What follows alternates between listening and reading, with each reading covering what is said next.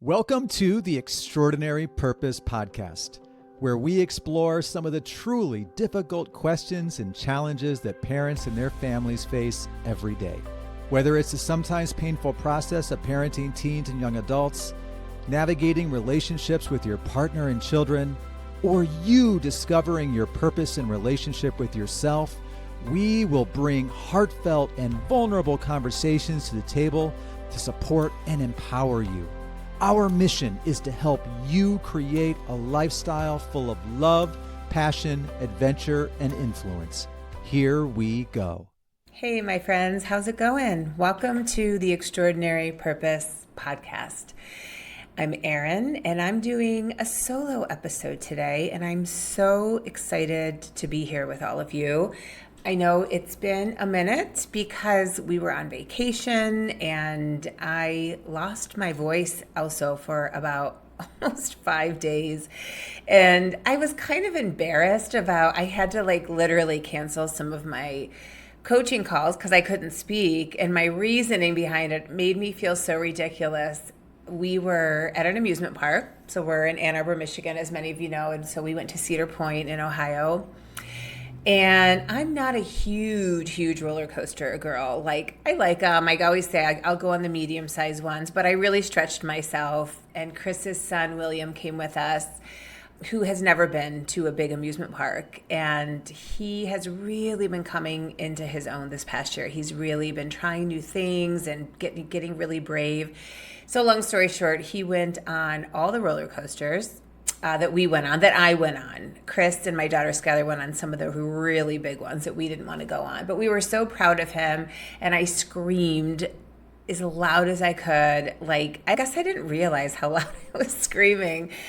But nonetheless, I lost my voice. And so I had to reach out to some people and say, hey, I have to, reschedule. And I felt silly. And then I thought, why do I feel silly? What a great way to lose your voice, right? Being at an amusement park on a hot summer day with your kids and your family going crazy and screaming. And I had a couple moms that got back to me and they were just like, good for you. We love that. No problem. So it was a little bit of a lesson in owning myself and owning my good time with my family. And, it's just so easy for us to feel small or feel silly about certain things. And when we're just authentic and real with people, usually it's met with good for you. That's amazing. Wish I was losing my voice at an amusement park. So that's why we took a couple weeks off, but we're back and so excited to be here. I have a super, super amazing topic for you today. And, it's a lot about going inside a little bit and doing some of that inner work that we often don't feel like we have time for. And I've been really feeling fall vibes already. I know we still have a couple weeks of summer left. Don't get me wrong. I love summer. I hate when summer ends. But I was just telling my daughter, Skylar, yesterday that I used to be one of those people that got really melancholy when summer was ending. And I'm not a depressive person. I don't have depression or anxiety, but I'd get really low and I'd feel really sad for a couple weeks until fall really kicked in. Once fall really kicked in, I was like, okay, I surrender. I'm good. I love fall. So I think what I learned to do, my brain started learning how to get ready for the end of the summer before it even gets here. And so I think that's what I do. I'm a couple weeks before I know summer is going to end and school goes back and all of that, I kind of start preparing ahead of time. So just getting ready for that season. And I love fall for that reason. And please make sure you tune in next week because we have a great announcement about a fall webinar that we're going to be hosting next Wednesday. And I'll probably drop the link in the show notes here too, just because we have it ready to go. But we're doing an incredible, unstoppable this fall back to school webinar, and we'll be talking more about it in our next episode. So let's get to this week's episode, shall we? So this is a bit of a personal episode for me, and I really want to share this with you because I was so inspired this past week. I was talking to a mom about her daughter potentially working with us in our coaching program. And we were just talking about life, as I do with the parents I talk to. And we were just talking about being in different seasons of your life where you feel like you're just surviving, where it takes everything that you have to just get through the day to day, right? To make dinner, to pack lunches, to get your kids up to school, to get up in the morning sometimes, to wash our face and take a shower. She had recently gone through a divorce these past year and a half or so. And so I agreed with her because I remember going through those times. I was remembering a very specific time in my life where I was in real survival mode.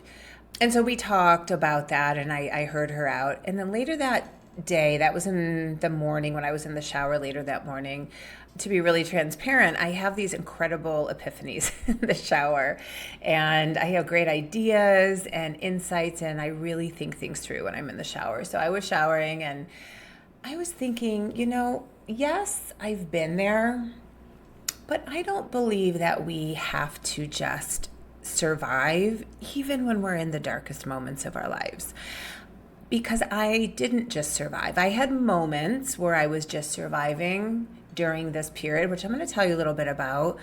But I also had a lot of moments where I grew and I learned and I worked on myself, and I learned a lot of the habits and tools and rituals and strategies that I teach a lot of the young women I work with now today stemmed from that time in my life when I picked myself up and I made myself do the things every day that kept me, not just my head above water, but helped me to grow into this next version of the woman that I became. And I am now growing into the next version of the woman I'm becoming. But I don't think that we have to just survive. I think we have to give ourselves grace, and we have to know that there are moments during those dark times in our lives, whether it's a divorce, whether it's overcoming an addictive pattern in your life, whether it's, grieving the loss of somebody or the end of a friendship, anything where we're having to learn how to show up in life differently, right? Where we have to almost try on a new identity and show up completely different in our lives. It's very scary, and sometimes it can feel like we're just surviving. So the time I was thinking about was before I met Chris. I was living with my two kids. I have my son River and my daughter Skylar, and they were much younger. And we were living in a tiny little apartment, and I had separated from their dad for the last and final time. I had left that relationship twice and gone back to try to make it work, and it was very toxic and dysfunctional. Really no one to blame. It was just two people that did not fit together, and we kept trying to force it, and that made both of us worse and miserable. And during that time, in that environment, in that sort of toxic relationship, I developed a drinking problem. And, once you start wiring your brain for those addictive patterns, as anybody who has struggled with anything like that knows, it's really hard to just turn that off. Even once you get out of the relationship, even once, you're in a new environment, it's just challenging. So I was living in this little apartment. I was struggling with getting that managed and under control and trying to push it out of my life. Raising my two amazing kids, trying to figure myself out, not in a good financial place. And, before this time in my life, I had been putting in the work. I knew that I wanted to have my own business and be an entrepreneur. I was already doing some life coaching. I had already found that path in my life. So I had done some work. I had some clarity. I did have a little bit of a vision for myself, which kind of made that even worse because I was so far from the vision I had for myself. And it was really dark at times and really painful and very lonely. And I just felt on many days like I was surviving. But the kids would go with their dad on some days during the week, and I would really use that time to focus in on myself. And so the first, maybe 6 to 8 months of that phase of my life were really, really, really bad. And then I picked myself up, and I said, we got to do this, not just for me, for my kids, for myself, for my future. I never lost sight of what I really wanted. And so what I want to share with you today are some of the things that I did then to help me continue growing, that kind of snapped me out of survival mode and into thriving mode. Because I think what happens is we, especially, as moms, we get so busy and caught up with our kids and everything we have to do. So then when we're going through a rough time, a dark time, it can feel like I can't add anything more to my plate. And I didn't. I couldn't either. But I did a lot of this stuff I'm going to share with you in the midst of being a mom and driving to basketball practice and driving kids to school and going to the gym and cleaning and cooking. And so, when the kids would go with their dad, I got out on a lot of walks. I walked out in nature and really connected with myself. And I would try to find places where there weren't a lot of people so I could talk to myself. And I would have these really beautiful in-depth conversations with, like my higher self, with my authentic self, with the wise woman within me.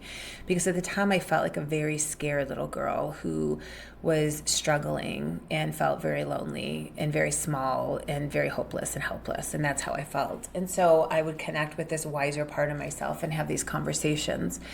I would fill my ears with audiobooks and podcasts.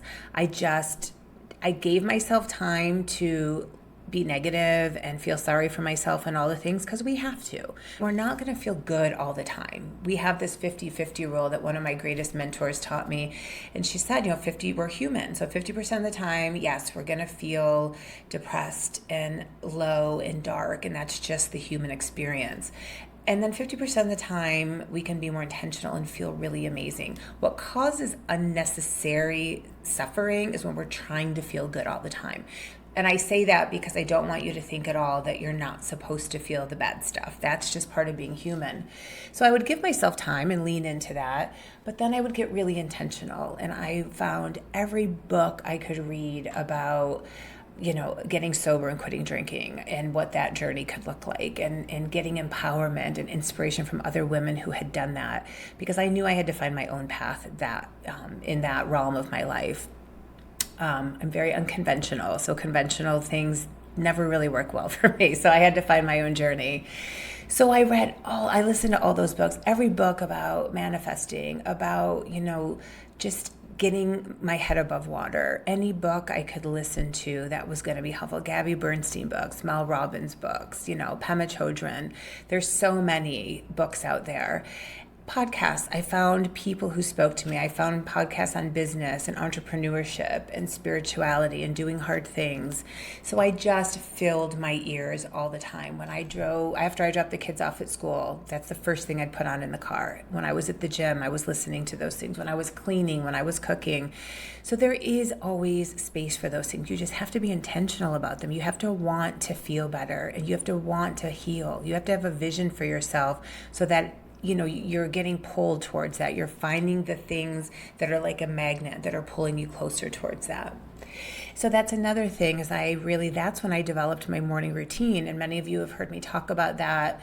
And it's a big part of what I coach on is having a beautiful, solid morning routine. But I would get up and still do an hour before my kids to journal, to meditate. Meditation was huge for me. Meditation became my safe space. It was the place where I could come home to myself, where I felt whole, I felt safe, I felt hopeful about my life, and I felt held. I'm not a very religious person. I am very spiritual, and I have a deep faith in the universe. I'm very connected to my creator and the universe. And when I was in a state of meditation, I felt very held by all of that. And I journaled. I journaled on just my conscious stream of thought, what I was going through, how I was feeling. That's where I would give myself time to be negative. I could beat myself up a little. I could say I was disappointed in myself. I could say I was proud of myself. Journaling is such a powerful tool, and I had so many breakthroughs and aha moments and just self-therapy during those journaling sessions. When my kids went with their dad during that time, I would spend lots of time journaling. Sometimes I'd just turn on my music, light my candles, get my tea, and I would spend an hour and a half sometimes just getting it all out on paper. And then visualization. I would alternate between meditations and I would find guided visualization meditations.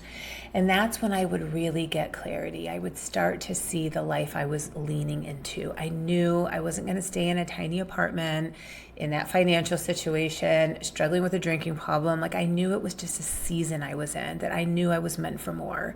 And that's where the books and the podcasts really came in, because it helped to reaffirm that over and over again for me. So you got to have all the little pieces of the puzzle there. So I would visualize.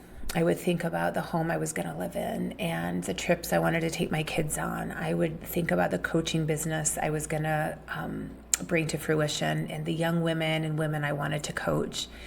I would visualize trips with my mom and my sisters, and I would visualize the relationship I wanted. I knew I wanted a partnership, and I knew that I wanted to be with somebody. I got very clear on my non-negotiables, right? I had spent years in a relationship knowing what I didn't want.